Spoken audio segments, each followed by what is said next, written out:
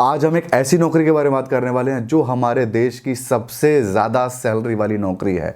सिर्फ यही नहीं, इस जॉब को कोई ग्रेजुएट अप्लाई कर सकता है। सिर्फ और सिर्फ सिंगल एग्जामिनेशन है। मैथ अगर वीक है तो भी यहाँ पर आपका काम चल जाएगा और फाइनल ईयर के स्टूडेंट भी इस फॉर्म को अप्लाई कर सकते हैं। So hello everyone, my name is Nikhil and welcome to the channel.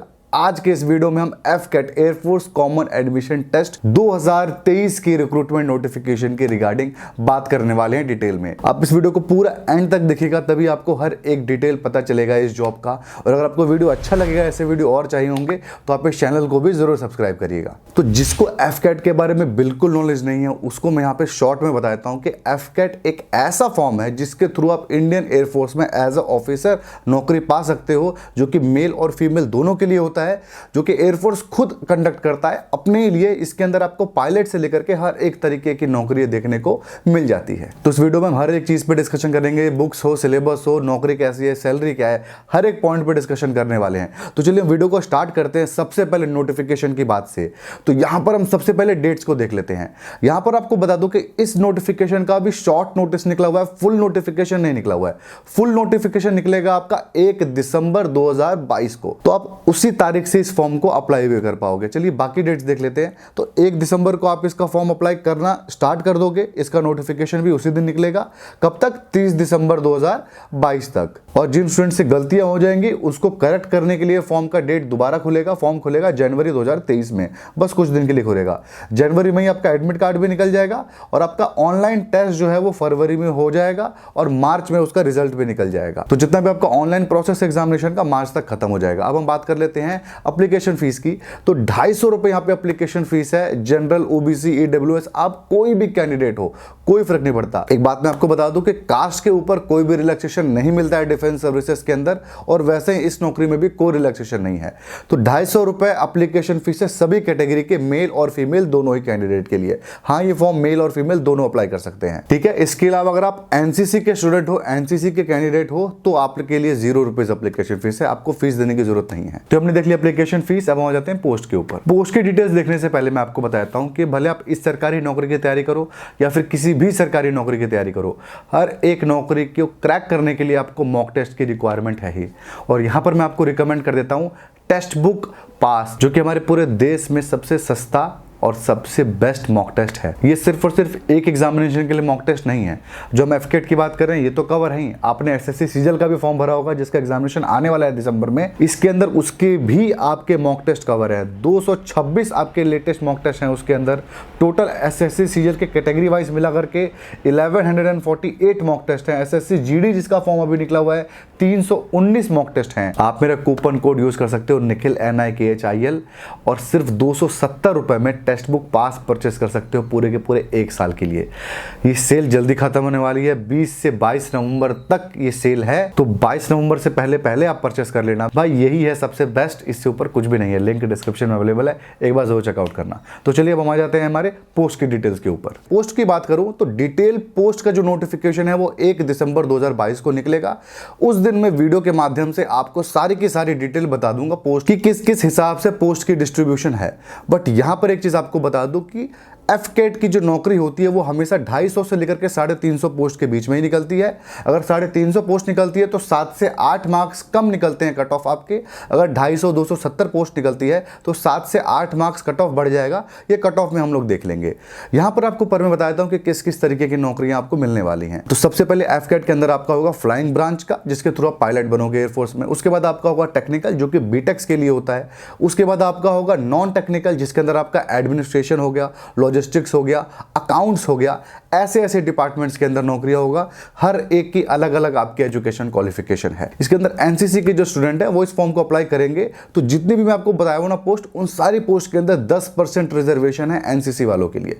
तो 10% सिर्फ और सिर्फ एनसीसी वाले ही भर सकते हैं। तो यहां पे एनसीसी से अगर आप हो तो आपको बहुत फायदा मिलने वाला है। तो हमने कर ली पोस्ट की बात। इसमें और भी डिटेल्स आपको बताने वाला हूं, permanent commission, short service commission, वो सारा आपको बताऊंगा एलिजिबिलिटी क्राइटेरिया के बाद, जॉब प्रोफाइल और सैलरी के अंदर। तो यहां पर आ जाते हैं हम एलिजिबिलिटी क्राइटेरिया के अंदर। तो एलिजिबिलिटी में एज की बात करें तो यहां पर 2 हिस्सों में डिवाइडेड है फॉर्म एज के हिसाब से। सबसे पहले बात करते हैं फ्लाइंग ब्रांच की। फ्लाइंग ब्रांच के लिए जो उम्र आपको चाहिए वो है 20 से 24 साल। अगर आपके पास पहले से ही कमर्शियल पायलट का लाइसेंस है तो आपको 26 साल तक का रिलैक्सेशन मिल जाएगा 2 साल का। ये हो गया फ्लाइंग का। अब हम आ जाते हैं टेक्निकल, नॉन टेक्निकल और जितनी सारी पोस्ट है उनके लिए। इसके अंदर 20 से 26 साल तक के लोग अप्लाई कर सकते हैं। तो ये हो गया एज के बाद। अब हम आ जाते हैं एजुकेशन क्वालिफिकेशन के ऊपर। एजुकेशन क्वालिफिकेशन यहाँ पे पोस्ट के हिसाब से है, तो सारे के सारे पोस्ट की आपको एजुकेशन क्वालिफिकेशन समझाना शुरू करता हूँ। थोड़ा कॉम्प्लिकेटेड है, ध्यान से सुनिएगा। सबसे पहले फ्लाइंग ब्रांच की हम देख लेते हैं एजुकेशन क्वालिफिकेशन। तो फ्लाइंग ब्रांच को कोई भी बच्चा अप्लाई कर सकता है जिसने ग्रेजुएशन कंप्लीट कर ली है और उसके ग्रेजुएशन में 60% मार्क्स आए थे। सिर्फ यही नहीं, जो बच्चा ग्रेजुएशन कंप्लीट कर चुका है उसके 12th में फिजिक्स और मैथ में 50% ईच होना चाहिए। मतलब 12th क्लास में आपके मैथ और फिजिक्स एक सब्जेक्ट भी होना चाहिए और मैथ और फिजिक्स में दोनों में अलग अलग 50-50% मार्क्स होना चाहिए। भले 12th के ओवरऑल परसेंटेज आपके कुछ भी रहे हो, 40 रहे हो, 400 रहे हो, कोई फर्क नहीं पड़ता। मैथ और फिजिक्स में 50-50% मिनिमम होना चाहिए। इसके बाद आपने ग्रेजुएशन किया हो किसी भी फील्ड में, कोई फर्क नहीं पड़ता, और उसके अंदर आपके 60% मार्क्स होने चाहिए एग्रीगेट। सेमेस्टर वाइज होगा तो सेमेस्टर वाइज, ईयर वाइज होगा तो ईयर वाइज। अगर आप फाइनल ईयर के स्टूडेंट हो तो भी आप फॉर्म को अप्लाई कर सकते हो। जहां तक अगर आप दूसरे साल में हो, मतलब आपका दूसरा साल तो क्या 2.5 साल होने वाला होगा, तो 2.5 साल में आपके अगर मान लो 5 सेमेस्टर हो गए तो 5 सेमेस्टर के मार्क्स को मिला करके 60 से ऊपर होना चाहिए। ठीक है, ऐसा नहीं कि 40% होगा, आप बोलोगे भाई मैं आखिरी सेमेस्टर में, आखिरी ईयर में 90% लाऊंगा और फिर इसको 60 से ऊपर कर दूंगा, तो ऐसा कोई नहीं मानने वाला है। ठीक है, तो आपकी अगर पहले से ही 60 से ऊपर है या फिर 1-2% नीचे है, फाइनल ईयर या फिर सेमेस्टर में आप मेहनत करके उसको कंप्लीट कर दोगे तो आप इस फॉर्म को अप्लाई कर सकते हो। अगले साल मतलब आपका रिजल्ट निकलेगा, अगले साल आप ग्रेजुएट होगे तो भी आप इस फॉर्म को अप्लाई कर पाओगे। और सिर्फ यही नहीं है, सारी पोस्ट के लिए कॉमन है, आप इसमें कंफ्यूज मत होना। इसके अलावा अगर आपने पत्राचार यानी करस्पॉन्डेंस से ग्रेजुएशन किया है तो भी इस फॉर्म को अप्लाई आप कर सकते हो। ठीक है, तो समझ में आपको ग्रेजुएशन का यही हिसाब है। भले आपने बीटेक किया हो, कुछ भी किया हो, आपके 12th में फिजिक्स और मैथ में 50% ये देखने वाले हैं। ये हो गया हमारा फ्लाइंग ब्रांच का। अब हम आ जाते हैं हमारे टेक्निकल ब्रांच के अंदर। टेक्निकल ब्रांच के अंदर बीटेक अप्लाई कर सकता है। टेक्निकल ब्रांच की जो पोस्ट है वो बीटेक्स के लिए है। इसके अंदर बीटेक की मैं आपको अभी ब्रांच की लिस्ट बताऊंगा कि कौन कौन अप्लाई कर सकता है। इससे पहले आप ये समझ लीजिए कि बीटेक ब्रांच के लिए भी, टेक्निकल ब्रांच के लिए भी आपको 12th में फिजिक्स और मैथ एक सब्जेक्ट होना चाहिए और दोनों में 50-50% की रिक्वायरमेंट है यहाँ पे। अब ये रिक्वायरमेंट आपने पास कर ली, अब आपने बीटेक की अपनी लिस्ट देख लो तो कौन कौन यहाँ पे अप्लाई कर सकता है टेक्निकल के लिए। यहाँ पर आपकी 2 पोस्ट है टेक्निकल के अंदर, एक है आपका एरोनॉटिकल इंजीनियर इलेक्ट्रॉनिक्स और एरोनॉटिकल इंजीनियर मैकेनिकल। तो इसके अंदर आप स्क्रीन पे आपकी लिस्ट अवेलेबल है। Applied electronics and instrument, communication engineering, computer engineering and technology, computer engineering application, आप पूरी लिस्ट देख सकते हो। सारे इलेक्ट्रिकल और इलेक्ट्रॉनिक्स की, आईटी और सीएस की ब्रांचेस यहाँ पे लिखी हुई हैं। साइबर सिक्योरिटी तक आपका लिखा हुआ है। अब आप देख सकते हो नेक्स्ट मैकेनिकल के अंदर, इसके अंदर भी आपको 12th में फिजिक्स और मैथ में 50-50 चाहिए अलग अलग से। और उसके बाद आपकी पूरी की पूरी लिस्ट आपके सामने है। एरोस्पेस इंजीनियरिंग हो, एरोनॉटिकल इंजीनियरिंग हो, एयरक्राफ्ट मेंटेनेंस इंजीनियरिंग हो, इसके अलावा मैकाट्रॉनिक्स हो, नीचे और है रोबोटिक्स, नैनो टेक्नोलॉजी, आप सब देख सकते हो। इनमें से किसी में भी अगर आपने बीटेक भी किया हुआ है तो आप अप्लाई कर सकते हो। तो ये हो गया हमारा टेक्निकल का एजुकेशन क्वालिफिकेशन। अब हम नॉर्मल लोगों पे आ जाते हैं। Ground duty non technical staff, ये सारे ऑफिसर लेवल की रिक्रूटमेंट है, हल्के मत लेना। तो नॉन टेक्निकल के अंदर सबसे पहले बात कर लेते हैं एडमिनिस्ट्रेशन एंड लॉजिस्टिक्स के पोस्ट का। ये 2 पोस्ट के अंदर कोई भी सिंपल ग्रेजुएट अप्लाई कर सकता है और 12th में साइंस की भी रिक्वायरमेंट नहीं है। 12th पास करने के बाद अगर आपने ग्रेजुएशन कर लिया था पर ग्रेजुएशन में 60% से ज्यादा मार्क्स आपके हैं तो अप्लाई आप कर सकते हो। इसके अलावा आपकी ना ही 12th में कोई रिक्वायरमेंट है साइंस के स्टूडेंट की, कॉमर्स वाला, आर्ट्स वाला सब अप्लाई कर सकते हैं, और ना ही ग्रेजुएशन में कोई रिक्वायरमेंट है कि कौन सी डिग्री चाहिए आपको। कोई भी ग्रेजुएशन की डिग्री हो, करस्पॉन्डेंस से भी हो, 12th भी करस्पॉन्डेंस से हो, कोई फर्क नहीं पड़ता, अप्लाई आप कर सकते हो। अब एक बात यहाँ ध्यान से सुन लेना, जितने भी मैं आपको पोस्ट बता रहा हूँ ना, सब के सब 10+2 स्कीम से होनी चाहिए। इसलिए मैं आपको हमेशा कहता हूँ 10+2 स्कीम से पढ़ाई करो। 10th क्लास के बाद आपने 11th और 12th की पढ़ाई की होगी, मतलब आपने हाई स्कूल पढ़ा होगा। हाई स्कूल पास होने के बाद आपने सीनियर सेकेंडरी स्कूल के अंदर इनरोल हुए होगे तो ही आप अप्लाई कर सकते हो। कुछ लोग करते हैं 10th के बाद करते हैं डिप्लोमा, उसके बाद कर लेते हैं ग्रेजुएशन। ये बच्चे नहीं अप्लाई कर सकते किसी भी पोस्ट के लिए, चाहे उन्होंने बीटेक ही की ना किया हो, 12th किया हो, उसके बाद डिप्लोमा किया हो, उसके बाद बीटेक किया हो, नहीं कर सकते अप्लाई। 12th चाहिए, 10+2 स्कीम चाहिए यहाँ पे, तभी अप्लाई कर सकते हो। तो ये हो गया आपका लॉजिस्टिक्स का। अब हम आ जाते हैं अकाउंट्स ब्रांच के अंदर। अकाउंट्स ब्रांच के अंदर जो लोग अप्लाई कर सकते हैं वो है 12th पास किया हो 10+2 से, उसके बाद ग्रेजुएशन में 60% से ज़्यादा मार्क्स हो। ग्रेजुएशन क्या किस चीज़ में चाहिए, तो बीकॉम चाहिए कम से कम 3 साल वाला, या फिर बीबीए चाहिए, या फिर बैचलर इन मैनेजमेंट स्टडीज चाहिए, या फिर बैचलर इन बिजनेस स्टडीज चाहिए। ये सारे फाइनेंस से रिलेटेड होने चाहिए, या फिर आपने सीए, सीएमए, सीएस या फिर सीएफए किया हो। ये भी नहीं है तो BSc with specialisation in finance. इसमें से जितनी भी मैंने आपको डिग्री के नाम ली ना, सब में परसेंटेज का रिक्वायरमेंट है, सिवाय chartered accountant, company secretary, cost and work accountant और सर्टिफाइड पब्लिक अकाउंटेंट की। ये चारों पोस्ट के अंदर कितना भी परसेंटेज आए हो, बस आप सीए कर चुके हो, सीएस कर चुके हो, सीडब्ल्यूए कर चुके हो, तो अप्लाई आप कर पाओगे बिना किसी परसेंटेज रिक्वायरमेंट के। ठीक है, इसके अलावा लॉ की पोस्ट अगर निकलती है तो इसके अंदर कोई भी एलएलबी का स्टूडेंट अप्लाई कर सकता है जो कि बार काउंसिल में रजिस्टर्ड हो। कई बार 2 से 3 पोस्ट दे देते हैं ये, तो वो लोग भी अप्लाई कर दीजिएगा। अगर हम नोटिफिकेशन 1 तारीख को वीडियो निकालूंगा मैं दोबारा, वहां पर इस चीज के बारे में बात करेंगे। तो ये हमने देख लिया एजुकेशन क्वालिफिकेशन डिटेल में। अब हम बात कर लेते हैं कि भाई सैलरी का, जॉब प्रोफाइल का आखिर है क्या भाई, ये इसके अंदर थोड़ा सा आपको बता देता हूं। देखिए यहां पर जो नौकरी है वो 2 हिस्सों में डिवाइडेड है, एक है शॉर्ट सर्विस कमीशन, एक है permanent commission. Short service commission वाले स्टूडेंट की 14 साल में नौकरी खत्म कर दी जाएगी, जबरदस्ती आपको रिटायर कर दिया जाएगा, क्योंकि 15 साल की नौकरी होते ही आपको पेंशन देना पड़ेगा सरकार को, जो कि सरकार नहीं चाहती है, तो 14 साल में रिटायर कर देगी। इसके अलावा अगर आप पीसी चुनते हो, परमानेंट कमीशन चुनते हो, तो परमानेंट कमीशन के अंदर आपका पूरी की पूरी नौकरी रहती है 57 ईयर्स तक, 57 साल में आपकी रिटायरमेंट होगी। इसके अलावा आपको बता दूं, जो भी लड़कियां फॉर्म अप्लाई करेंगी फीमेल, वो सिर्फ और सिर्फ शॉर्ट सर्विस कमीशन के लिए अप्लाई कर सकती है, परमानेंट कमीशन लड़कियों के लिए नहीं है। कट ऑफ जो होता है शॉर्ट सर्विस कमीशन का बहुत कम होता है, परमानेंट कमीशन का बहुत ज्यादा होता है। तो जिसको लग रहा है भाई नौकरी किसी कीमत पे चाहिए, मेरे कुछ बस का नहीं है, शॉर्ट सर्विस कमीशन आप चुन लेना। ये हो गया PC versus short service commission, SSC. PC versus SSC हो गया। अब हम आ जाते हैं सैलरी के ऊपर। सैलरी क्या होगी भाई, देखो सैलरी यहाँ पर आपको बता दूं, सबसे पहले ट्रेनिंग के अंदर 52 हफ्ते का आपका ट्रेनिंग होगा। ट्रेनिंग के अंदर ही आपकी 56,000 रुपये आपको स्टाइपन मिलना शुरू हो जाएगा। ठीक है, अगर आप बीटेक वाले हो ना तो आपकी ट्रेनिंग थोड़ी लंबी हो सकती है, टेक्निकल वालों की 1 साल हो सकता है कि लंबी ट्रेनिंग पड़ जाए, लेकिन आपको 56,000 रुपये स्टाइपन मिलने लगेगा ट्रेनिंग में ही।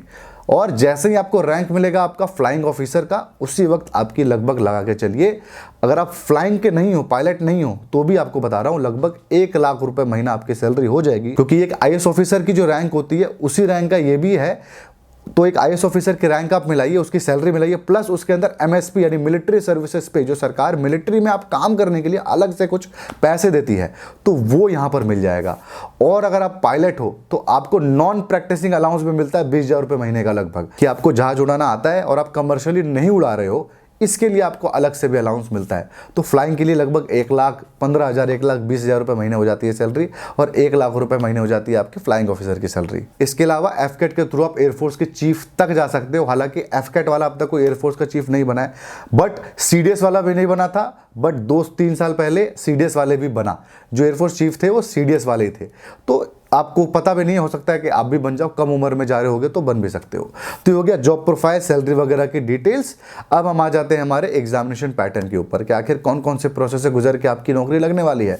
टोटल यहाँ पे 3 बड़े स्टेप्स हैं। सबसे पहले रिटन एग्जामिनेशन, जो इसको पास करेगा वो जाएगा एसएसबी के अंदर, सर्विसेज सिलेक्शन बोर्ड, जो कि आपका पर्सनैलिटी टेस्ट है, जो इसको पास करेगा वो जाएगा हमारा मेडिकल टेस्ट के अंदर।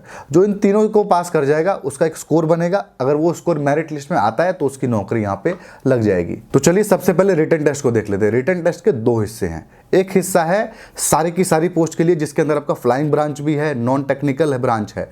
एक है आपका टेक्निकल ब्रांच, यानी जो बीटेक अप्लाई कर रहे होंगे सिर्फ और सिर्फ टेक्निकल पोस्ट के लिए, एरोनॉटिकल इंजीनियरिंग वाली पोस्ट के लिए, उनके लिए एक पेपर एक्स्ट्रा होगा, वो बाद में बताऊंगा। तो सबसे पहले ये पेपर जो सारी की सारी पोस्ट के लिए कॉमन है, चाहे आप टेक्निकल हो चाहे कोई भी हो, वो बताता हूं, जिसको कहते हैं हम एफकेट।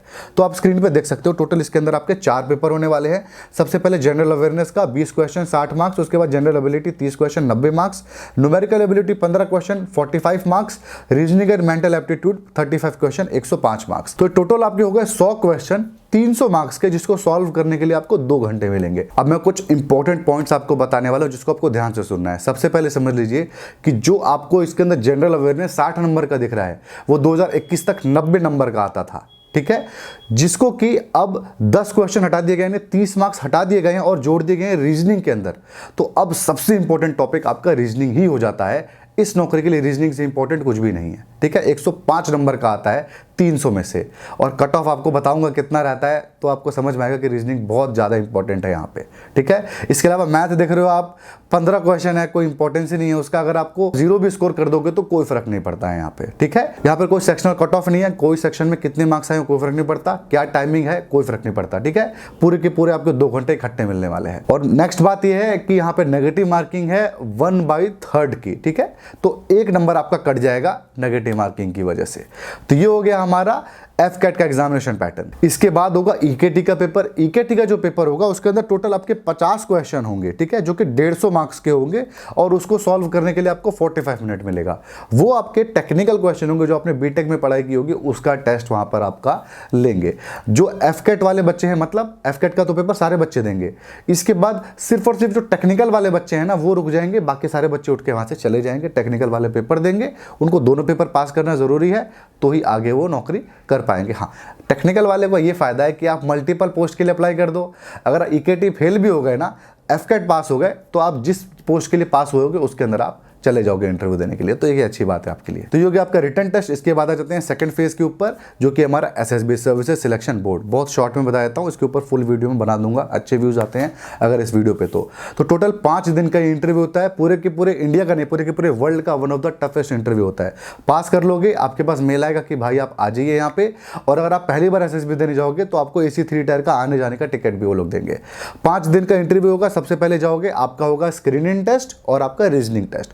जो इसको पास कर लेगा वो 4 दिन बाकी रहेगा, वरना पहले दिन ही 80-90% बच्चों को भेज देते हैं। 4 दिन के अंदर आपका ग्रुप टास्क होगा, आपका ग्रुप डिस्कशन होगा, पर्सनल इंटरव्यू के राउंड होंगे, बहुत कुछ आपके टेस्ट होंगे वहां पे। 4 दिन आप पूरे डिफेंस ऑफिसर की जैसे ही जिंदगी जियोगे, वो भी आप डिफेंस पर्सनल के साथ ही जियोगे।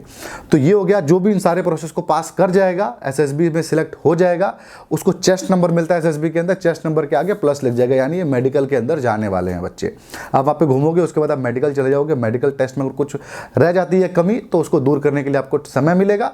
उसके बाद आप दोबारा मेडिकल दोगे, सिलेक्ट हो जाओगे, घर पर आराम करो, मेरिट लिस्ट में नाम आ जाता है तो आपका सिलेक्शन हो जाएगा। तो हो गया सारा का सारा प्रोसेस। अब हम आ जाते हैं नेक्स्ट पार्ट पे, जो कि बुक्स। भाई कौन सी किताबें बेस्ट है इस नौकरी के लिए? इतनी अच्छी किताब यहाँ पर मार्केट में अवेलेबल है, सिर्फ और सिर्फ 2 किताब से आप इस नौकरी को क्रैक कर सकते हो। भाई ये नौकरी है ही नहीं कि जिसका एग्जामिनेशन बहुत ज़्यादा इंपॉर्टेंट हो। मैं आपको बता चुका हूँ बहुत पहले भी कि इसके रिटन एग्जामिनेशन का उतना वैल्यू नहीं है। एसएसबी को पास करना बहुत मुश्किल हो जाता है। तो रिटन एग्जामिनेशन के लिए आपको सिंगल किताब बता देता हूँ। एक किताब से आपकी नौकरी क्रैक हो सकती है। दिशा पब्लिकेशन की आती है, बहुत सारी पब्लिकेशन की आती है, दिशा वाली लेटेस्ट है, अच्छी है काफ़ी। दिशा पब्लिकेशन की जो आती है एफकेट की गाइड, यहाँ आपको डिस्प्ले कर दूंगा उसकी इमेज, लिंक भी डिस्क्रिप्शन में आपको दे चुका हूँ। इतनी मोटी सी किताब है और सारे के सारे सेक्शन उसके अंदर अवेलेबल हैं, उससे आपकी तैयारी हो जाएगी। सिंगल बुक तो बताऊंगा, इसके बाद एक बुक और बताऊंगा आपको। तो ये आपकी बुक मोर देन सफिशिएंट है नॉलेज के लिए। इसके साथ आपको प्रीवियस ईयर के पेपर्स की किताब चाहिए होगी। एक दिशा पब्लिकेशन का सेट आता है पूरा 200-250 रुपए का। अगर आपको पैसे की तंगी है तो आप वो सेट ले लीजिएगा। उसके अंदर क्या होगा, गाइड भी होगा और 17 आपके पिछले साल के पेपर्स भी दिए हुए हैं। और एफकेट का आपको बता दूं कि 30% से 40% पेपर रिपीट होता है हर साल। मतलब जो आपके पहले जो 10-15 पेपर हो चुके हैं एफकेट में, सेम वही क्वेश्चन उठा करके यहाँ पे भी डाल देंगे। नंबर भी नहीं चेंज करते, वही डाल देते हैं उठा करके, ठीक है।